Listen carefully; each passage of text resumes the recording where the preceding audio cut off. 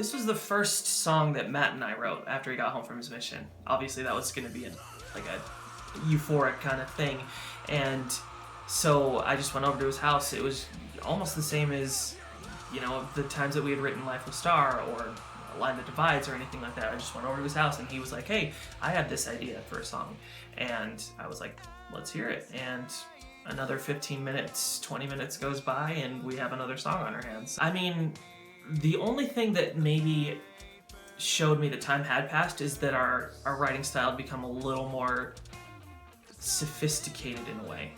Just because when we were writing the first album, it was mostly power chords, palm muting, that kind of thing. And as you can tell in Silhouettes, it's mostly guitar picking, and then there's leads over that and that kind of stuff. So in that regard, we had definitely grown as musicians. But in the other way, like I say, another 15 minutes, we have another song. So in that way, nothing did change at all.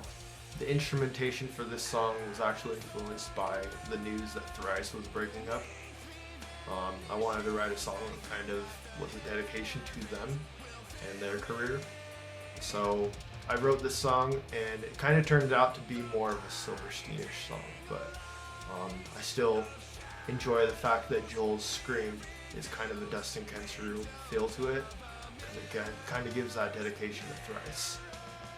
For this song, pretty much for this whole album, I really wanted to scream a little bit, just because I felt that I could finally do it without sounding like your typical metal screamer. I thought I had kind of, found my scream, and I think I sounded a lot. I was trying to, go for different influences, but what kind of happened was I sounded like Dustin Kensrue when he screams in Thrice.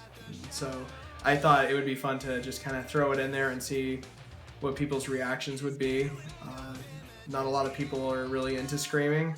But I think it's kind of a fun way to show a little more emotion, a little more, extreme emotions. For this song, I really wanted to mess around with swells. So there's a lot of parts where I would turn down my bass completely, and then I would hit a note, and then I would have it swell. I'd turn out the volume just so it could have this powerful punch.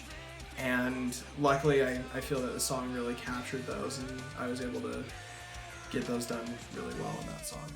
We played around with some harmonization and some overlapping of vocals, and Greg, just being a wizard with Pro Tools and the mixing software that he has, he took my voice and I harmonized, and then he added some like really cool echoes to it, and he made it sound really awesome. And so it just kind of has this really powerful punch right at the end of the song.